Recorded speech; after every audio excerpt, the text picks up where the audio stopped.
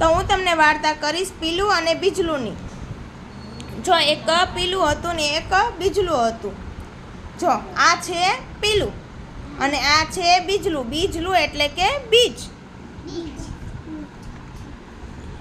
પીલુંએ બીજ સાથે લીધું. મારું બીજલું શું કહે છે પીલું બીજને? મારું બીજલું એણે બીજને સાથે લીધું. એને રસ્તામાંથી મળ્યું એટલે. પછી એને બીજલુંને જો આવી રીતને ફેંકી દીધું, એટલે જમીનમાં ફેંકી દીધું. હવે વિચારે છે કે આ બીજલું ઉગતું કેમ નથી. રોજ બીજ ઉગવાની રાહ જોવે કે આ બીજલું ઉગતું કેમ નથી. રોજ પીલું રાહ જોવે. પછી શું થાય છે ખબર છે? એક દિવસ હાથી અને મોરભાઈ આવ્યા. કોણ આવ્યું? હાથી અને મોરભાઈ. એણે પીલુંને કીધું કે બીજને ઉગવા માટે જમીન જોઈએ, બીજલુંને પાણી જોઈએ, પછી બીજ ઉગે. એમને કાંઈ બી ઉગે નહીં. તમે આમ ફેંકી દો તો કાંઈ બી ઉગે નહીં.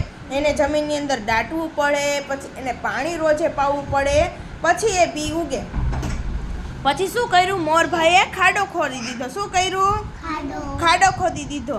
અને પીલું એ બીજ જે હતું ને એના હાથમાં, જો દેખાય છે ને, આ બીજ વાવી દીધું.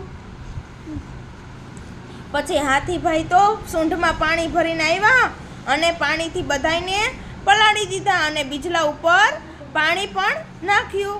કારણ કે બીને વાવવા માટે પાણી જોઈએ કે નહીં? પછી બી ઉગી ગયું. જો એમાં લીલા લીલા પાન દેખાય છે. દેખાય છે ને? પછી એક દિવસ બકરીબેન આવ્યા. જેવા 12 પાંદ દેખાણા એવા બકરીબેન આવી અને એ જે બી ઉગ્યું હતું ને એમાં જે પાન નીકળ્યા ને એને બકરીબેન ખાઈ ગયા. અને બીજલું તો રોવા માંડ્યું. અરે મારું બીજલું ઉગ્યું હતું, એમાં પાંદ આવ્યા હતા સરસ લીલા લીલા, અને બકરીબેન આવીને ખાઈ ગયા.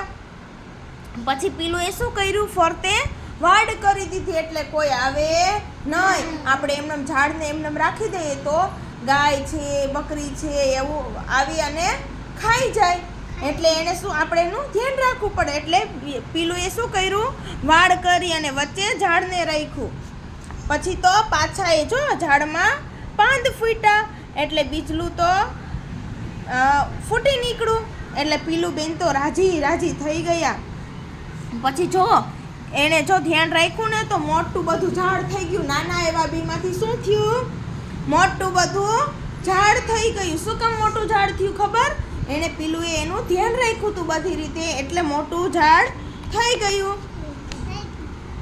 પછી કેવડું મોટું ઝાડ થઈ ગયું. પછી થોડા વર્ષો પછી તો એ મોટું બધું ઝાડ બની ગયું. અને એના છાયા નીચે જોવા બકરી છે, મોર છે, હાથી છે, પીલું છે, આ બધાને ત્યાં રમવાની મજા આવી. તમને લોકોને પણ છાંયે રમવું ગમે ને?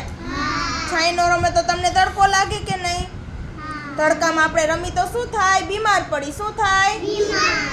સરસ.